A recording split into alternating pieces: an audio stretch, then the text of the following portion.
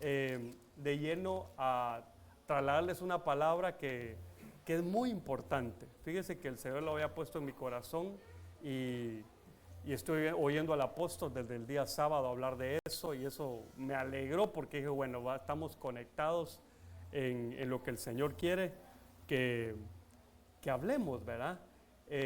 Pero para poder hablar de esto, el tema es la premura de los arrebatados. ¿Alguien no sabe qué es la palabra premura? Todos saben, ok. Entonces, si usted me acompaña, quiero llevarlo a Apocalipsis capítulo 12, versículos del 1 al 2. Dice, y una gran señal apareció en el cielo, una mujer vestida del sol, con la luna debajo de sus pies, y una corona de 2 estrellas sobre su cabeza. Estaba encinta y gritaba, estando de parto, y con dolores de alumbramiento. Entonces, si usted ve, aquí hay una mujer, una señal que se da en los cielos, hay una mujer a punto de dar a luz. Y como estaba a punto de dar a luz, tenía dolores de parto. Amén. Bueno, ahora note lo que sucede después de esto. Preste atención, por favor, que aquí está con dolores de parto. Es una señal que el Señor nos deja ver en los cielos. Y entonces veamos lo que sucede inmediatamente después. Eso está en los versículos 5 y 6, siempre de Apocalipsis 12. Y ella, es decir, la mujer que estaba encinta, dice, dio a luz un hijo varón que ha de regir a todas las naciones con vara de hierro. ¿Quién cree usted que es él? Hermano, ¿sí está aquí o no? ¿O está enfocado allá con los niños? Bueno, voy a seguir mejor. Y su hijo fue arrebatado hasta Dios y hasta su trono. Y la mujer huyó al desierto, donde tenía un lugar preparado por Dios para ser sustentada ahí por 1260 días. 1260 días es igual a decir 42 meses y es igual a decir 3 años y medio. Es decir, aquí solo en este pasaje vemos el alumbramiento, vemos que cuando se da a luz, dice ahí, a uno de los hijos, porque fueron 2, a uno de los hijos, este hijo fue arrebatado para con Dios. O sea, en el anterior versículo vemos dolores de parto, aquí vemos el parto. Después del parto viene el arrebatamiento. Después del arrebatamiento envían a la iglesia, pero la iglesia, la mujer, pero después de haber dado a luz, la envían al desierto por 3 años y medio, a la tribulación. Entonces ahí vemos ya, por ejemplo, varias cosas que podemos ir asimilando. Dolores de parto, alumbramiento, arrebatamiento y tribulación. Amén. ¿Lo logra ver usted? Ok, entonces quiero ahora que me acompañe a ver este texto. Mateo capítulo 24, versículos del 6 al 9. Y habréis de oír de guerras y rumores de guerras. Cuidado, no os alarméis, porque es necesario que todo esto suceda, pero todavía no es el fin. Ojo, hermano, hay diferentes finales. Amén. No se vaya a confiar que aquí está hablando del fin de la iglesia. Amén. Dice, todavía no es el fin. Ok. Porque se levantará nación contra nación y reino contra reino, y en diferentes lugares habrá hambre y terremotos. Pero todo esto es solo el comienzo de dolores. ¿Con qué lo relaciona con lo que acabamos de leer? Con dolores de parto. Y los dolores de parto estaban antes del alumbramiento. ¿Y el alumbramiento antes de? Arrebatamiento. Ok. Entonces, os entregarán a tribulación y os matarán y seréis odiados de todas las naciones por causa de mi nombre. Ok. Le tengo una noticia que no es mala, sino que es una noticia. Amén. Pero tal vez a algunos no les va a gustar. Y es que aquí claramente vemos que la iglesia que va a ser arrebatada, aquí todavía no ha nacido. ¿Sí? Y ya hay guerras, hay hambre y terremotos. Hermano, no hambres siempre han habido. Hambre en singular. Esa es la gran hambruna que la humanidad ha estado esperando. O sea, no que la espere con ansia, sino que se sospecha que se puede desatar mediante cuando algunas situaciones coincidan. Pero me hacían una pregunta a mí el día sábado, bueno, ayer, en el discipulado, y me decían, pastor, la iglesia que se va con el Señor, ¿va a padecer antes de irse con el Señor? ¿Sí o no? Y la respuesta es sí. ¿Por qué? Porque esto precisamente es lo que acelera los dolores de parto. Hermanas, mamás, las que no son mamás todavía podrán haber visto hasta, ¿cómo es? The Home and Health, de History Channel, no, ¿verdad? Pero bueno, esos canales de salud, pero no me van a entender. Las mamás, ¿qué representan los dolores de parto? Mamás, ¿qué representan los dolores de parto? Ok, una vez se vienen los dolores de parto, ¿se pueden detener? No, es inevitable. Que viene el bebé, viene el bebé. ¿Por qué? Porque una vez iniciados esos dolores, los dolores son como el aviso de que la mujer, si es que le da tiempo, pues, tiene que buscar cómo va a un hospital, un sanatorio, a un lugar, a un centro de salud. Algunas se confían, bueno, otras sí, eso es muy rápido, pero algunas se confían y en el auto dan a luz. Algunos dieron a luz en una cochera y piensan que el niño es auto, pero no, es un niño, ¿verdad? Que nació en una cochera. Entonces, hermanos amados, la iglesia que se va a padecer un poco, pero no se preocupe. Ese padecimiento es solo para que termine de dar la talla. Amén. Pero ahora yo le quiero decir, de acuerdo a los textos que estamos viendo, es que, es una pregunta, ¿quién pesa más? Digamos que una mujer lleva en su vientre a 2 bebés. ¿Cuánto, cuando es un parto gemelar, o sea, de 2 bebés, cuánto pesará cada bebé? Aproximadamente. ¿Alguien dio a luz a mellizos, gemelos aquí? ¿Ninguno? 1 kilo. Le ponemos más. 2 kilos. Grande el bebé. 2 kilos ya son 4 kilos en el vientre. Pongámosle que 2 kilos cada bebé.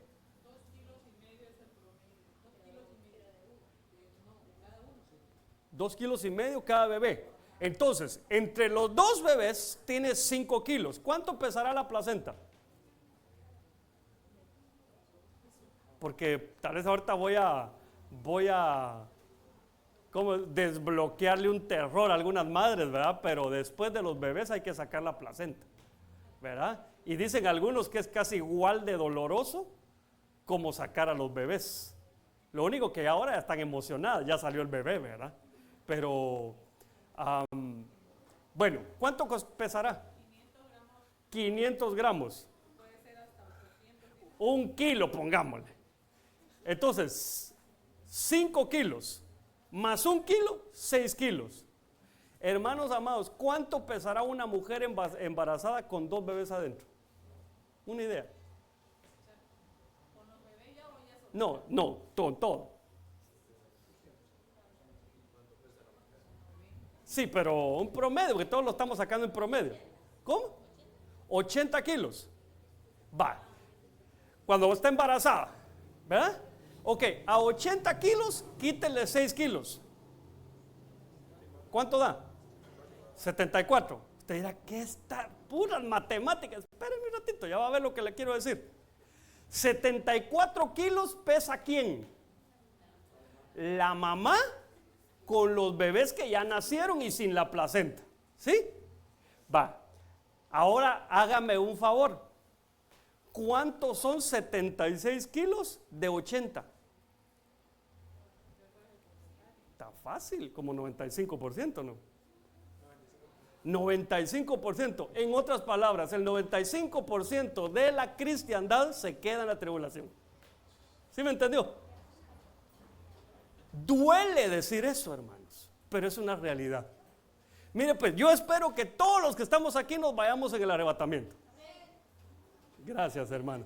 Voy a repetirlo. Yo espero que todos los que estamos aquí nos vayamos en el arrebatamiento. Va. Pero supongamos, dijo el bolito aquel, ¿verdad? Supongamos que nosotros somos la muestra de una población.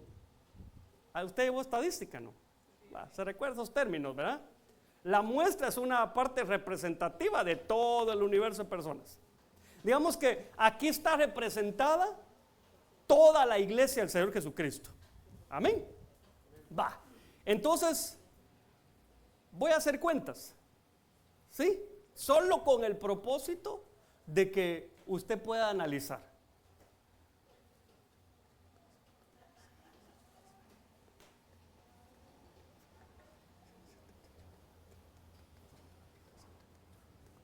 ¿Cuántos habrán adentro?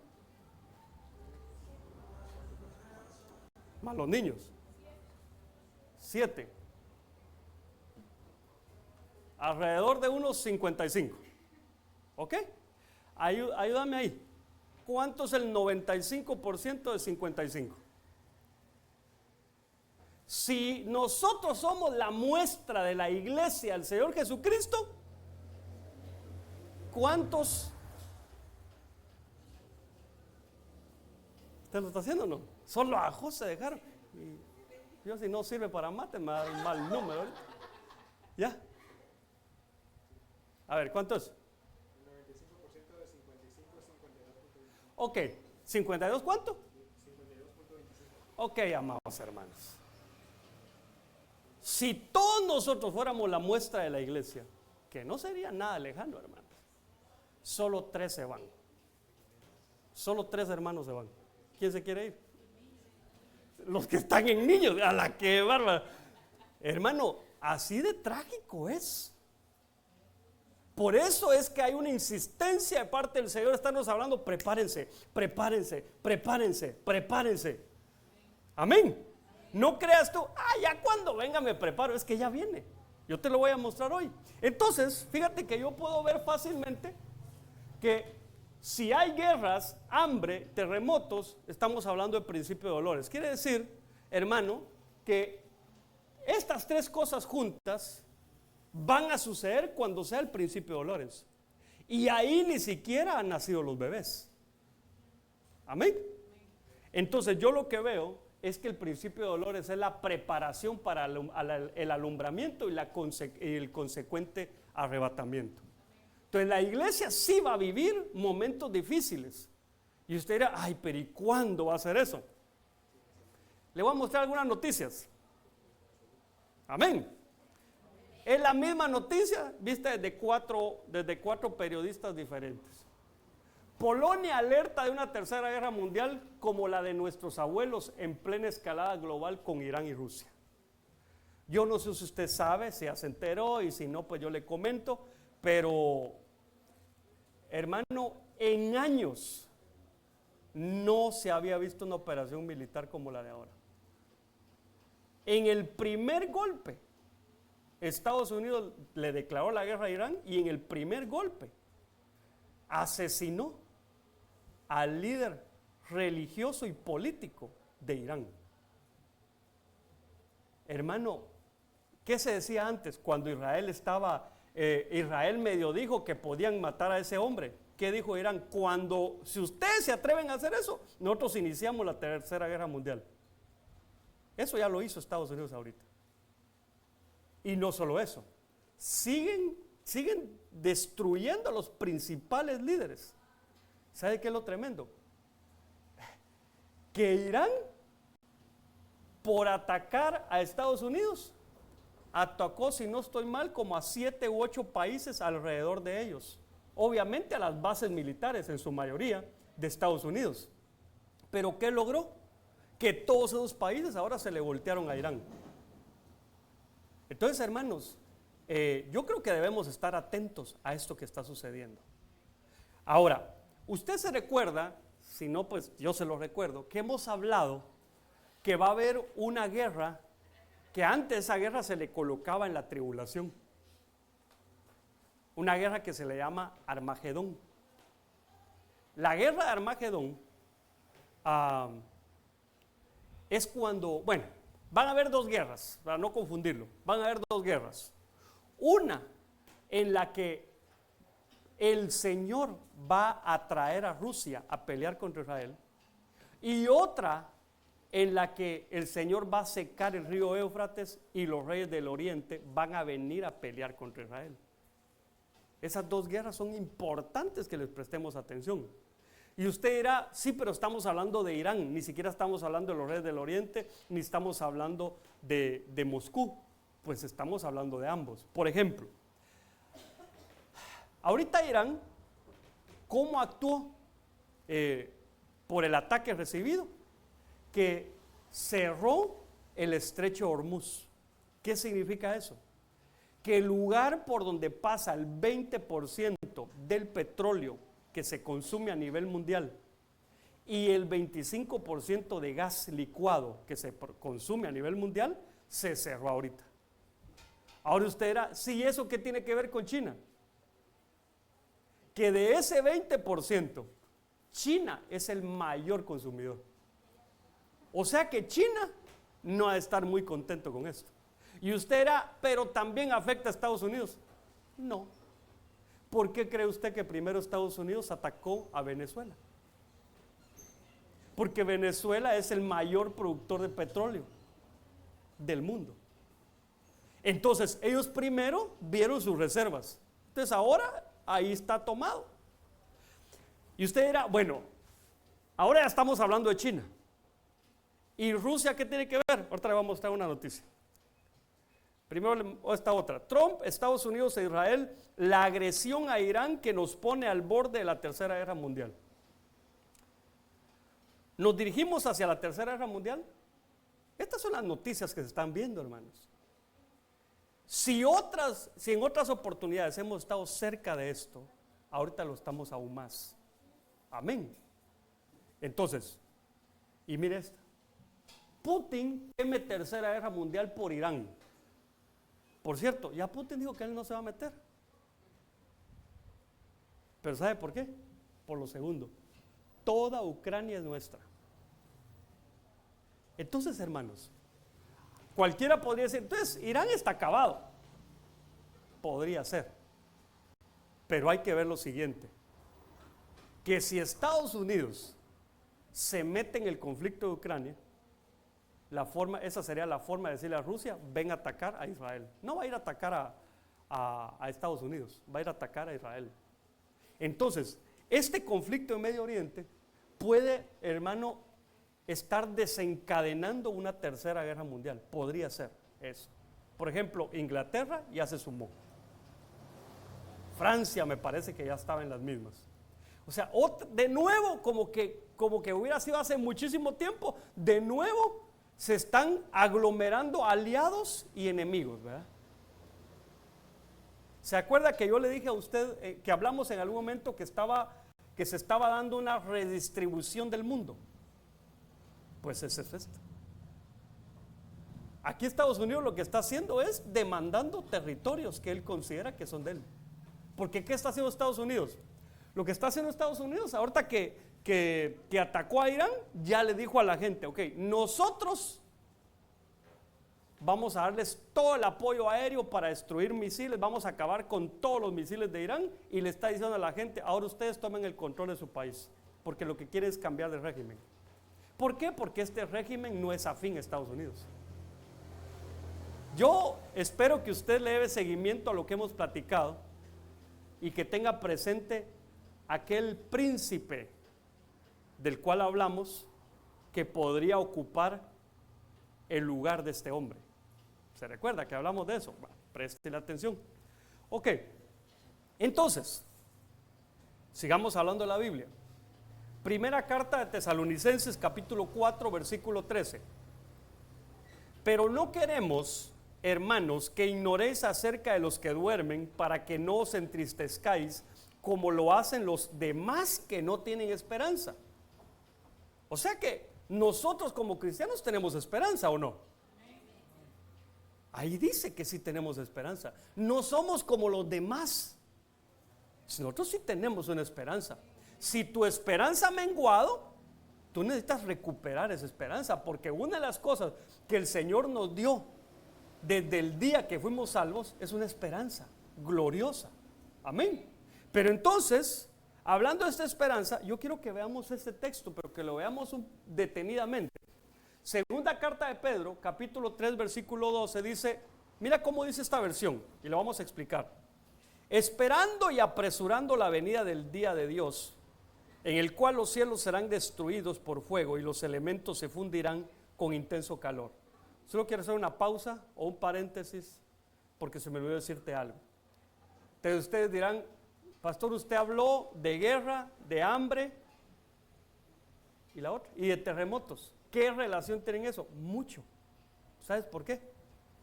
Porque guerra lo vemos tan avanzado, hermano, que esto ya se puede dar. Pero te cuento algo. ¿Sabes otra razón por la que Estados Unidos está encima y encima de Irán? Por la posibilidad que tiene Irán de desarrollar armas atómicas. Y entonces las armas atómicas tienen mucho que ver con los terremotos. Por ejemplo, de un tiempo para acá, a partir de la creación de armas atómicas, se ha visto un incremento sísmico a nivel mundial. ¿Y cómo es eso?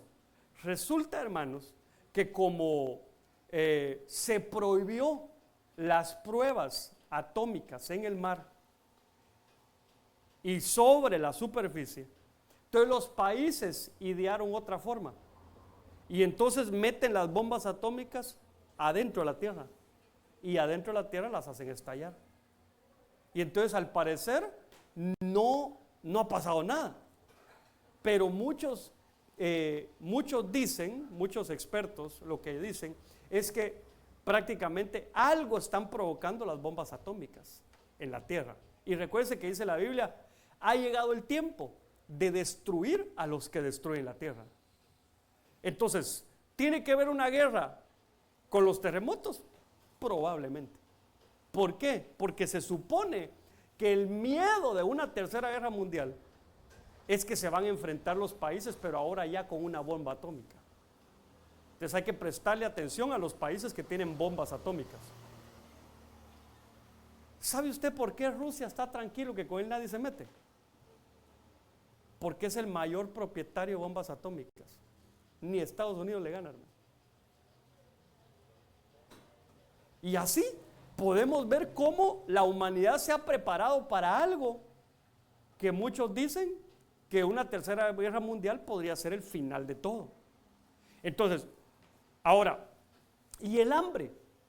Bueno, toda nuestra economía está a base del petróleo y del gas. No es que diga, ay Dios, si no hay petróleo, entonces ya no voy a poder ir al fin de semana al río. No, no es solo eso. Se paraliza la economía. Y al paralizarse la economía, viene el hambre. Si no, mire a nuestros hermanos cubanos, pues. Nuestros hermanos cubanos no tienen petróleo. Y esa es la forma que Estados Unidos está haciendo que Cuba se rinda. Amén. Sí, me está entendiendo, ¿no? Va, entonces, este texto está tomado de la Biblia de las Américas, pero está como extraño porque dice, esperando, tenemos una esperanza, pero dice, y apresurando la venida del día de Dios. Hermano, una pregunta, ¿usted puede apresurar el día del Señor? No. Qué extraño que diga así.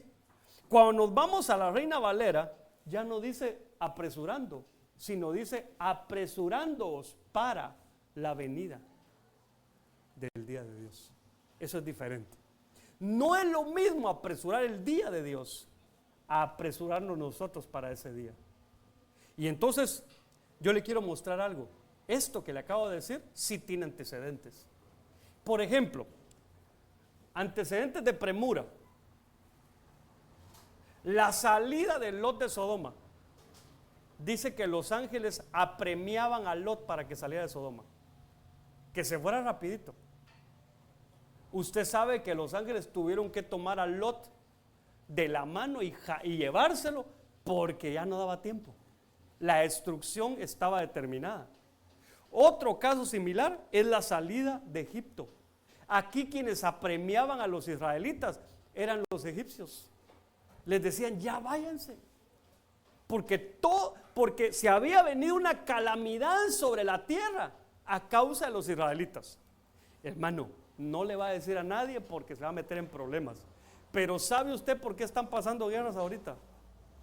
¿Por qué va a haber hambre y por qué va a haber terremotos? Porque se tienen que manifestar los dolores de parto. O sea que de alguna manera podría suceder lo mismo que sucedió con los israelitas en Egipto, que los mismos egipcios les dijeran, por culpa de ustedes se nos vinieron las plagas. A nosotros nos podría decir, por culpa de ustedes, todo lo que se está dando a nivel mundial. Otro caso, la salida de Rahab de Jericó. Hermano, el pueblo de Israel iba a conquistar Jericó y la iba a destruir, pero sacaron casi corriendo a Rahab y a toda su familia. El ingreso al arca. No crea usted que fue así como Noé, cuando querrás entras al arca. No, hermano, una vez se vino el diluvio y Noé tuvo que volar para adentro, hermano. Pues algo así va a suceder con nosotros también. Pero entonces nosotros tenemos que apresurarnos. Y la pregunta es, ¿apresurarnos en qué? ¿Usted me puede ayudar? ¿Tiene idea usted en qué nosotros nos podemos apresurar para el día del Señor? ¿Cómo? Prepararnos. ¿Ok? ¿En qué? Consagrarnos. Purificarnos. Amén. Yo le voy a mostrar, en los minutos que me quedan, le voy a mostrar en qué dice la Biblia que nosotros deberíamos de apresurarnos. Algunas cosas le tengo una buena noticia, usted ya las hizo. Y otras no.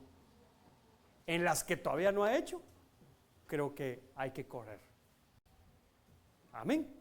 Entonces, la primera, Lucas capítulo 19, versículos del 5 al 6. Cuando Jesús llegó al lugar, miró hacia arriba y le dijo, Zaqueo, date prisa, es decir, apresúrate y desciende, porque hoy debo quedarme en tu casa. Entonces él se apresuró a descender y le recibió con gozo. Entonces, hermano, una de las cosas que nosotros tenemos que hacer es apresurarnos para recibir al Señor. ¿Cuántos ya tienen a Cristo en su corazón? Si todavía tú lo estás pensando y dices, no, pues yo no quiero compromiso, pues no se trata de eso. Realmente se trata de que escapes por tu vida, de que tú asegures un lugar en la eternidad. Amén. Fíjate que el día sábado, yo estuve platicando con los hermanos en el discipulado y hablábamos, siempre está la duda que le preguntan a uno, pastor, y hasta una película así, ¿verdad?, que se llama Los 7 pecados capitales, porque a alguien se le ocurrió que eran los pecados más grandes. Y la pregunta del $1.000.000 es, ¿cuál es el pecado más grande? Te voy a decir lo que yo creo, por lo que yo veo en la palabra. El pecado más grande de la humanidad es no recibir a Cristo en su corazón. Y te digo por qué creo eso. Porque dice la Biblia que allá para llevarlos al gran trono blanco, que es al final del milenio, dice que van a resucitar a toda la humanidad. A toda la humanidad, a todos los que han muerto los van a resucitar. ¿Para qué? Solo para decirles que su nombre no está inscrito en el libro de la vida y los van a mandar al lago de fuego. Entonces, hermanos, ¿por qué digo yo que ese es el pecado más grande? Porque para el pecado más grande, el castigo más grande.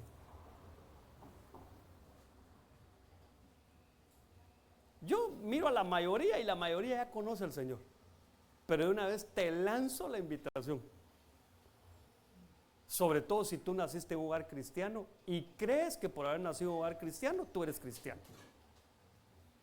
Así como un niño no es coche por haber nacido en una cochera, tampoco un hijo de cristianos es cristiano porque nació de cristianos. Si tú no estás seguro de haberle abierto tu corazón al Señor, tú necesitas hacer eso. Y te urge. Amén. Bueno, medítalo. Tal vez la mayoría ya no, porque la mayoría pues ya está seguro. No, ya le recibí en mi corazón, ¿verdad? Está bien. Mira otra cosa. Hechos 22, versículos del 16 al 18. Y ahora, ¿por qué te detienes? Levántate y bautízate y lava tus pecados invocando su nombre. Y aconteció que cuando regresé a Jerusalén y me hallaba orando en el templo, caí en un éxtasis y vi al Señor que me decía: apresúrate y sal pronto de Jerusalén, porque no aceptarán tu testimonio acerca de mí. Aquí hay varias cosas, pero quiero referirme a algo que es muy importante, hermanos, que a veces como cristianos le hemos metido tantas reglas que hemos minimizado el bautismo en agua como que no fuera importante. Mira, yo me he encontrado con personas aquí en la iglesia que a veces me dicen, me acuerdo un muchacho que me dijo una vez: pastor, yo me quiero bautizar. Ah, qué bueno, le digo, pero quiero pedirle si puede ser en secreto. Ah, ¿cómo así? Le dije, ¿cómo así que en secreto? Es que mi papá no está de acuerdo. Y su papá vino un tiempo a esta iglesia. Y le digo, ¿y por qué no está de acuerdo? Es que mi papá me dice: si vas a volver a pecar, mejor no te bautices. Y entonces yo le quiero hacer una pregunta, hermanos. Levánteme la mano si usted está bautizado. Ok, puede bajar su mano. Después de haber sido bautizado, usted pecó. Todos, hermanos. ¿Por qué ponerle una carga a un muchacho y decirle: no, si vas a pecar, mejor no te bautices? Es que si no se bautiza, él no realiza ese acto de obediencia que es el bautismo en agua. Y si no se bautiza en agua, no puede entrar en el reino. Eso es peligroso. ¿Te acuerdas aquel etíope que él iba hacia Etiopía?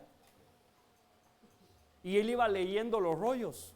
Y Felipe se subió a su carruaje, a su carro, y le dijo: Felipe, ¿entiendes lo que lees? Y el hombre le dijo: ¿cómo voy a entender si nadie me explica?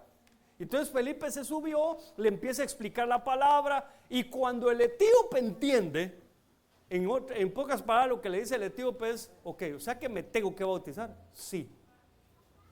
Y entonces el etíope le dice: allá hay agua, ¿qué impide que yo sea bautizado? Hermanos, una pregunta: ¿cuánto llevaba el etíope de cristiano?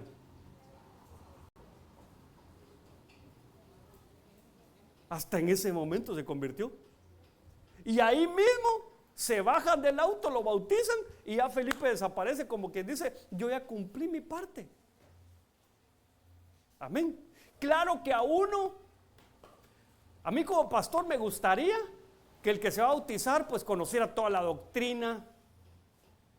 Pero hermano, el problema es que si una persona me dice a mí: me quiero bautizar, ya entendí lo que significa el bautismo, y yo no lo bautizo, lo pongo en problemas a él y me pongo en problemas yo, porque yo puedo ser un impedimento para que la gente se bautice.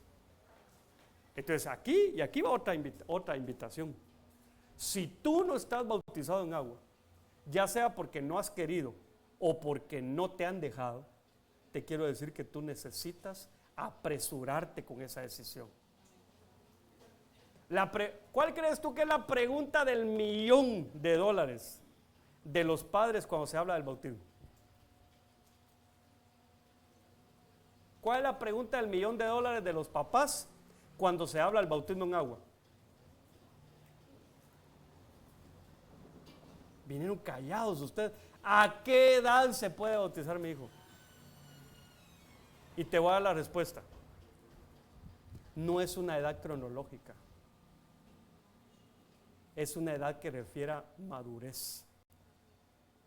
Podría ser que sea un chamaco de 15 años pero que él lo que quiere es meterse a la alberca. No está listo. Pero sí puede ser un niñito de 8 años que te diga a ti: pastor, yo me quiero bautizar porque ya entendí que es un acto de obediencia y lo quiero hacer, y te da una cátedra. ¿Por qué le vas a decir al niño que no? Amén.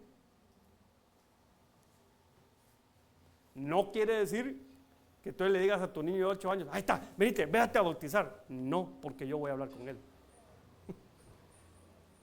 Yo voy a ver qué tan maduro es el chamaco o qué tan inmaduro es el viejito. Bueno, otra cosa en la que nos tenemos que apresurar en bautizarnos el agua. Mire este otro. Hechos capítulo 20, versículo 16.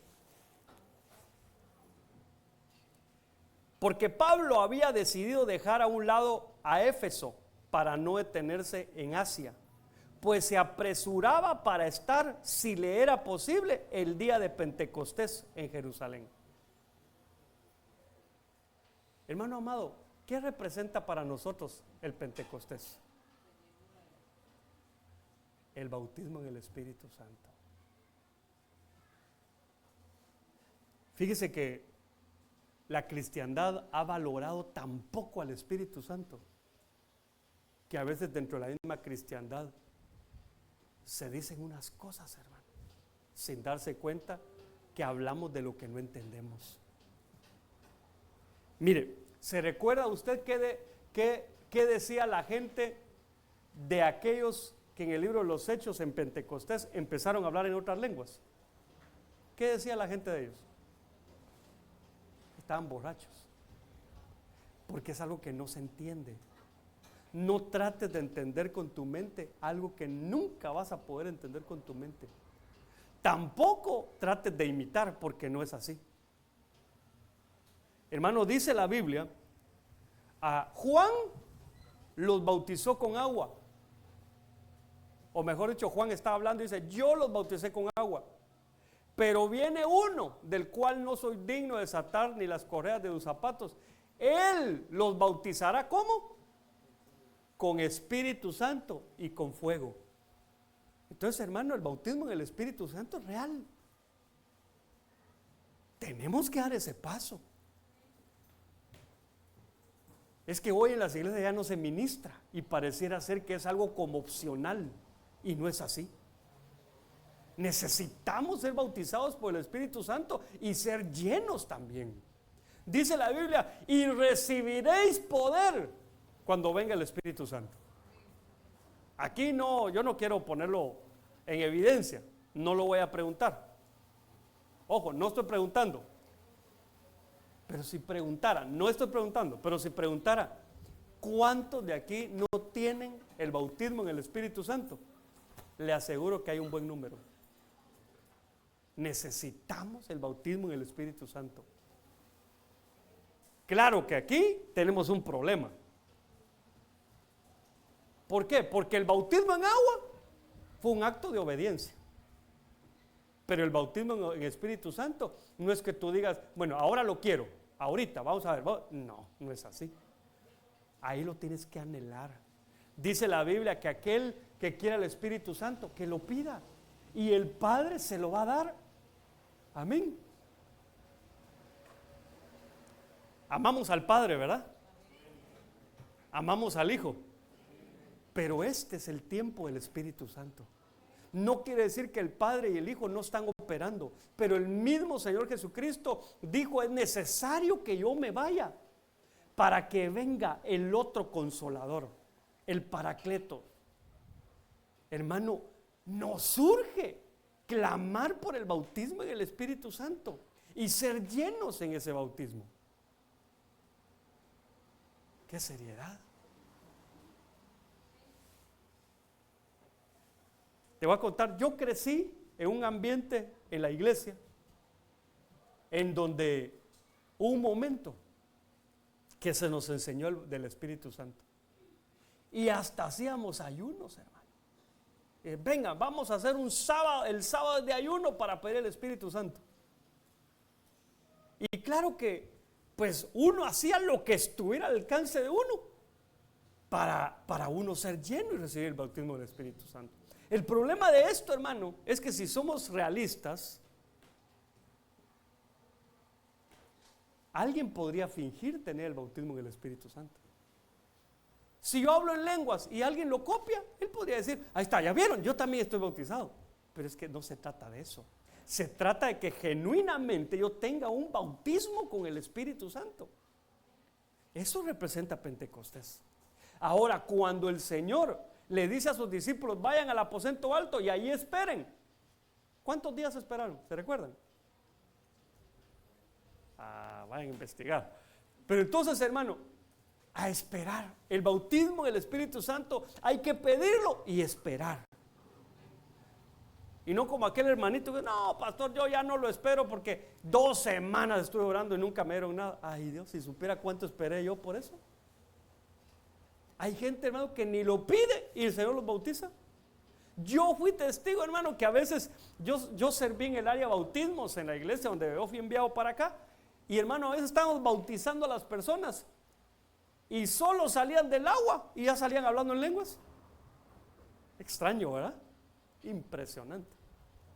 Necesitamos volver a ese tiempo de anhelar el bautismo en el Espíritu Santo y el mover del Espíritu Santo. Recuérdense que dice la Biblia, el Espíritu y la novia dicen ven. ¿Saben lo que yo veo ahí? Que tanto el Espíritu y la novia hablan el mismo idioma. Entonces tenemos que tener comunión con el Espíritu Santo más todavía. Amén. Y no quedarnos en una religión. No, el Señor no viene por una iglesia religiosa. ¿Usted se recuerda quién fue a traer a Rebeca para llevársela a Isaac? Eliezer. Eliezer es figura del Espíritu Santo. Es el Espíritu Santo el que lleva a la novia delante del novio. Ok. Mire esta. Primer libro de Samuel, capítulo 20, versículo 6.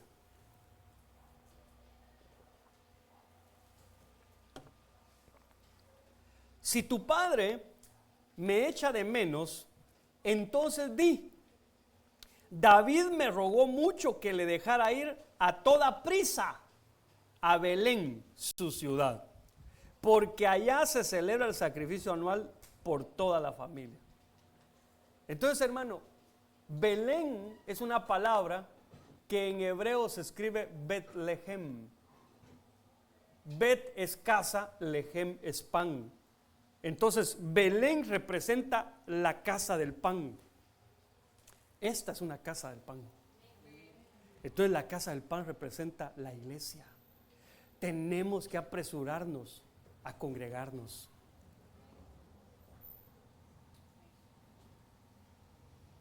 Mire, yo sé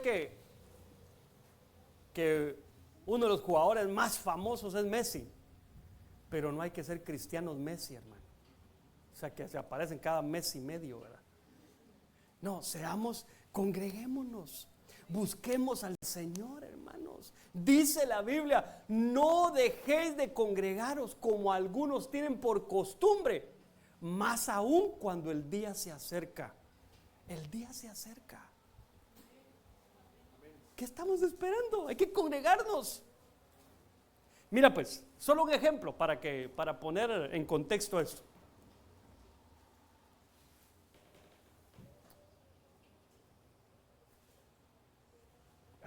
Ahora no se puede decir esto, creo yo, pero ¿cuántos fueron a la primaria en un tiempo donde se tenía que aprobar para pasar de año? Levante la mano. ¿Cuántos fueron a la escuela primaria cuando tenías que aprobar para cambiar de año? Porque ahora entiendo que no es así, ¿verdad? Han cambiado un poquito las cosas. Pero bueno, ok.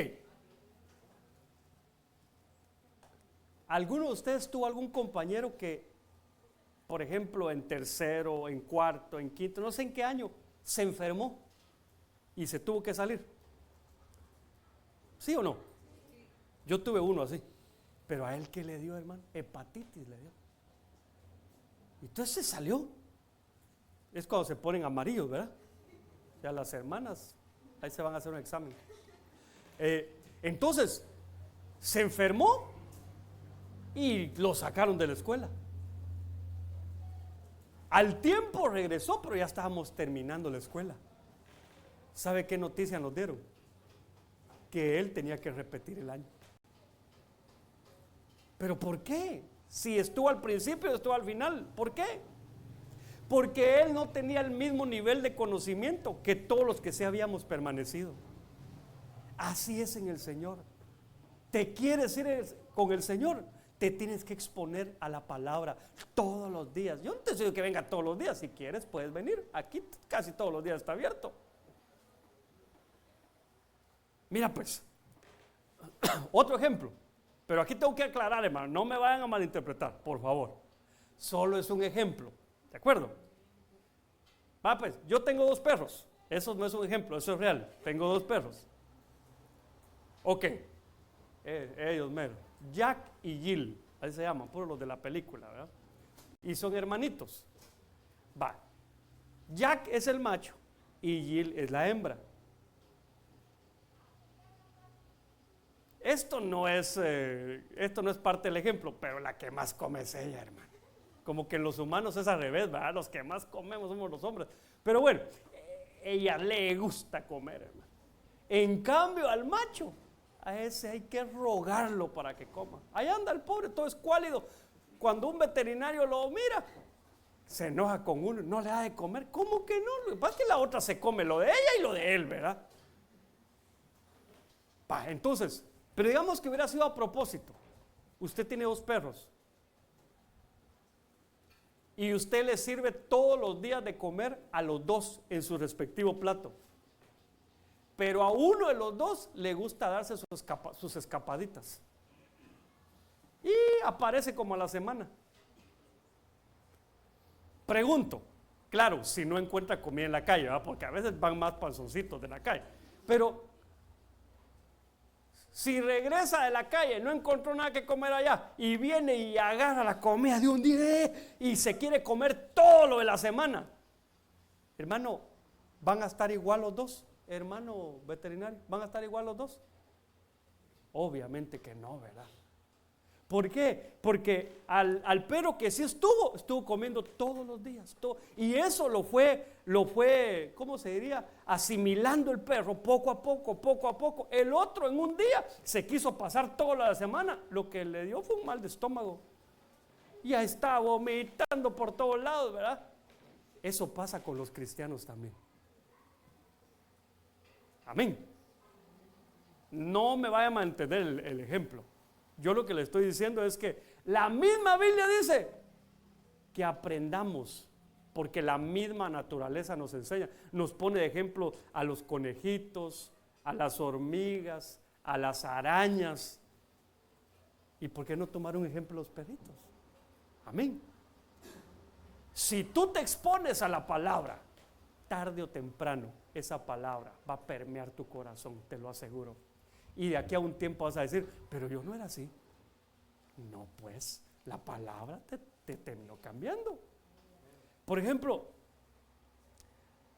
hermano, una pregunta. Si yo agarro un gotero aquí y tiro una gota sobre esta plancha de cemento, ¿le pasa algo a la plancha de cemento? No. Pero si le pongo el gotero constante por 10 años, ¿le pasa algo a eso? Lo quiebra. Tú sabes que en los métodos de tortura, no sé si todavía los usan, pero que usaban antes, uno era la gota de agua, los metían aún como sarcófago y los dejaban parados así, y arriba una gotita, plac, plac, plac, constante. Una de dos, o se volvían locos, porque hermano, a veces el grifo de la casa está que plac, plac, y uno se tiene que levantar a tapar, aunque sea un pañuelo le pone ahí para que no se oiga. Pero entonces, o se volvían locos, o bien se morían porque la gota les perforaba el cerebro. Impresionante, ¿verdad? Ahora imagínate la palabra, que es el agua viva. ¿Qué más no hará con nuestra forma de pensar? No nos va a cambiar el Señor. Entonces, apresúrate a congregarte. Apresúrate, ya toma la decisión de no, yo me voy a meter. De una vez ya. No lo pienses 2 veces, hombre. Muchos de ustedes me han dicho, ahora sí, pastor. Aquí lo estoy esperando todavía. Hoy sí. Hoy sí, hoy agárrate esta palabra, hoy sí me voy a meter. Vamos a ver si es cierto lo que dice el pastor. No que lo que digo yo, lo que dice la palabra. Vas a cambiar, tu vida va a cambiar, te lo aseguro. Te invito. Amén. Bueno. Ay, ay, ay. Primer libro de Samuel 25:18. Entonces Abigail se dio prisa y tomó 200 panes, 2 odres de vino, 5 ovejas ya preparadas, 5 medidas de grano tostado, 100 racimos de uvas pasas y 200 tortas de higos, y los puso sobre asnos. Déjame explicarte qué está pasando. Ya no me cupo en la presentación, pero lo que está sucediendo aquí es que Abigail estaba casada con un hombre que se llamaba Nabal, que era tremendo. A veces uno no se explica, ¿verdad? Porque dice la Biblia que Abigail era bien bonita y el tipo, hermano, bueno, la mayoría de hombres no somos agradables, pero este cuate sí era un caso, ¿verdad? Y entonces no la trataba bien, nadie le podía hablar. ¿Cómo resultó la bonita con él? Tal vez porque no escuchó al pastor, ¿verdad? Puede ser. Entonces, fíjese que ahí está Abigail, y se entera por un su siervo, le dice: a que no sabes lo que acaba de hacer Nabal con David. Con David, pues a ver, ¿quién lo andaba siguiendo ahí, hermano? ¿Saúl o Absalón? Seguro, ¿verdad? Va, con el que va a ser rey. A ese mismo rechazó Nabal. Y ella dijo: no, hombre, aquí estamos en un riesgo porque este hombre nos va a venir a matar. ¿Y sabe qué hizo? Preparó esta ofrenda y se le adelantó a David, y David la bendijo porque le dijo: has librado mis manos de derramar sangre. Pero entonces, ¿qué representa esto? Que ella se apresuró a arreglar las cosas. Porque a veces le damos tantas vueltas, hermano. Ay, mañana lo arreglo. Hermano, ¿a cuánto nos pasa que justo antes de dormirnos nos enojamos y no recordamos aquel texto que dice: que no se ponga el sol sobre vuestro enojo, ni deis lugar al diablo? Hermano, deberíamos ser prontos, deberíamos de apresurarnos a ponernos a cuentas. Si tú ofendiste a alguien, ponte a cuentas, arregla las cosas. Después te va a costar más, porque después al error vas a tener que sumarle que la gente te va a reclamar que no fuiste rápido con ellos. Amén.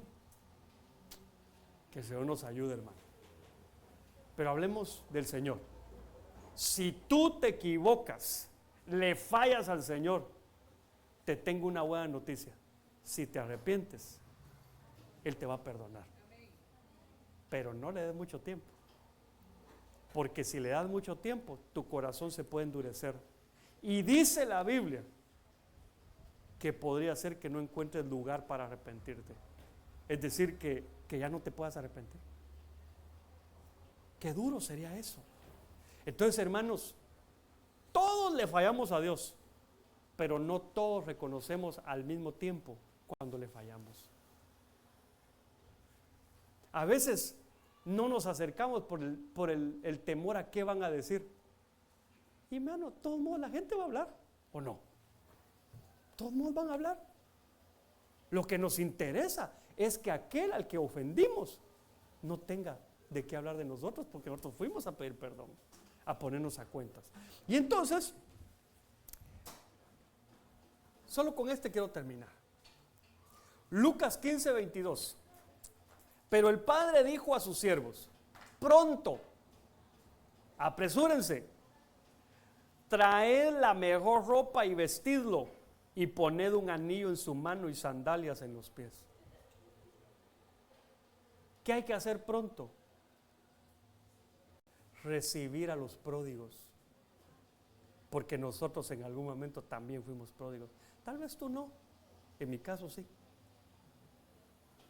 ¿Sabes qué te puedo decir yo? Te voy a abrir mi corazón. Yo hubo un momento en que me aparté del Señor.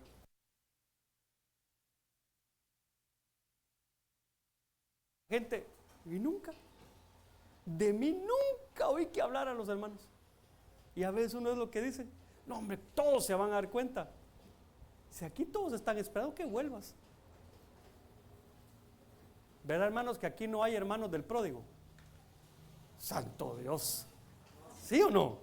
No hay. Porque el hermano del pródigo, cuando el pródigo llegó, se enojó, se puso celoso, se puso envidioso. Aquí no.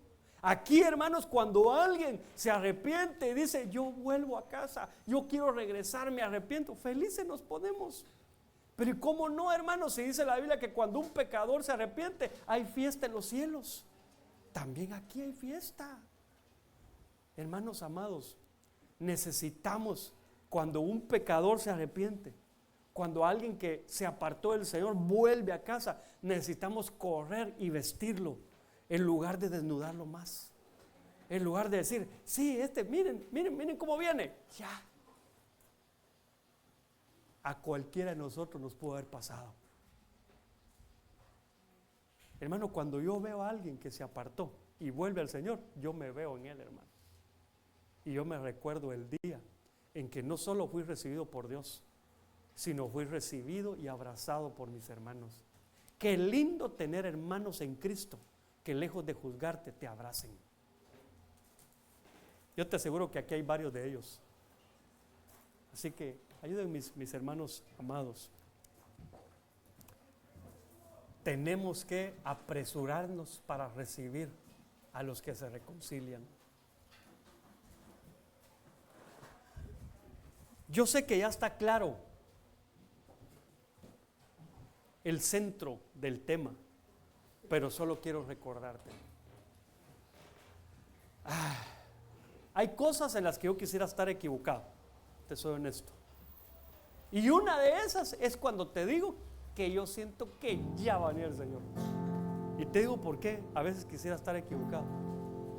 Porque yo me conozco. Y sé que hay cosas en las que me falta mucho. No te lo digo para quedar bien contigo, es la verdad. Yo soy tu pastor. Y sin embargo, cuando yo oigo una palabra o leo una palabra que dice que el Señor viene pronto, yo me pongo feliz. Pero al mismo tiempo pienso, ¿y será que me voy?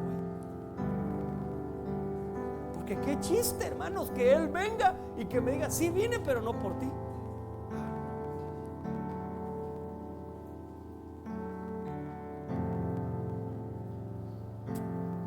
¿A ti te gustaría que el Señor viniera por ti?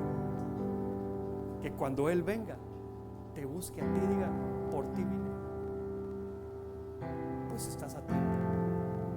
Estás a tiempo de apresurarte a hacer aquello que tal vez no estás haciendo. Y quiero hacer una invitación general. Decimos, aquí los hermanos ponen unos como tapetes, unas alfombras, por si alguien quiere pasar para que no se arrodille en la grava. Pero si tú dices, no, qué vergüenza pasar, está bien, no pases. Pero tienes que tomar una decisión. Si tú viniste hoy y viniste bien, te tengo que dar una buena noticia, que se alegre tu corazón, porque estás en camino de irte con el Señor. Pero si tú al examinarte te das cuenta que te hace falta algo,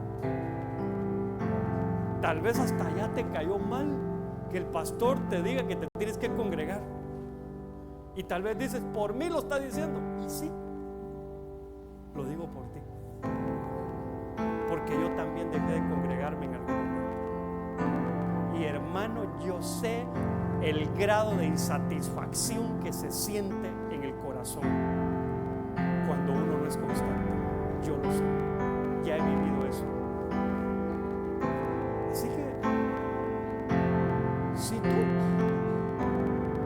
no le has entregado tu vida al Señor, si tú no te has bautizado en agua y lo quieres hacer, si tú no has recibido el bautismo en el Espíritu Santo, si tú antes te congregabas con regularidad pero ahora no lo haces, aparecer, según la Biblia, justo antes de que el Señor venga. Una de las cosas que se va a manifestar en la iglesia es la falta de congregarse. Va a haber mucha gente sin congregarse. Si tú sientes que tienes tus ropas sucias, yo no lo puedo ver, pero tú sí lo ves. Te tienes que apresurar en lavar tus vestiduras. Por favor, tal vez nosotros no tenemos la elocuencia para decirte que el Señor viene pronto, pero créeme que si la Biblia dice que Él viene pronto, viene pronto. ¿Te gustaría ponerte de pie? Así le ayudamos a los hermanos que el Señor quiere ministrar en su corazón.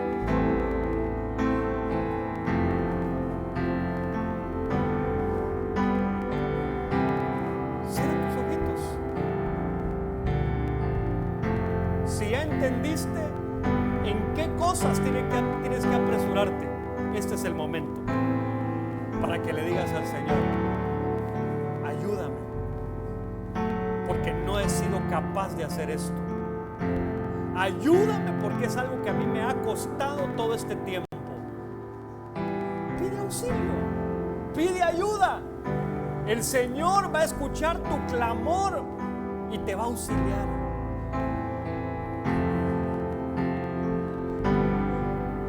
Aquí no se trata de lo que los demás vemos, se trata de lo que Dios ve.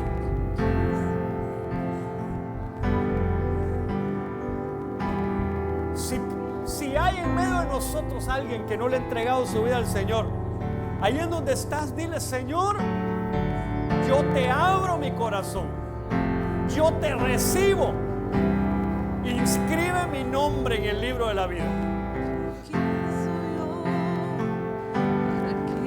Si alguno de los que estamos acá le falló al Señor, este es el momento para decirle: perdóname. Corre a sus pies, corre a sus pies y dile que te perdone. Perdóname, tu misericordia, oh Dios. Hoy una de las profecías hablaba de alguien que ya no le busca con la misma intensidad como lo hacía antes. Si el Señor te habló en esa profecía, ese es el momento para que le pidas perdón al Señor y le digas que lo quieres buscar. Dile que te ayude, que te dé las fuerzas, que te devuelva el ánimo. Dile que tú lo amas, pero que últimamente te cuesta. En el nombre de Jesús. Si necesitas volver a casa, si te apartaste del Señor y necesitas decirle al Padre: Padre, he pecado contra ti, este es el momento. Vuelve a casa, vuelve a casa. Lo que importa es lo que el Padre piense de ti, ni siquiera lo que tú mismo piensas de ti. Tu misericordia, oh Dios, me alcanzó y mi vida coronó. Tu misericordia es mejor que la vida. Tu misericordia puso en mí una canción. Tu misericordia vivifica al caído. Tu misericordia, oh Dios, me alcanzó y mi vida coronó. Dile conmigo al Señor: ¿y quién soy yo para que me visite y te acuerdes de mí, Señor Jesús?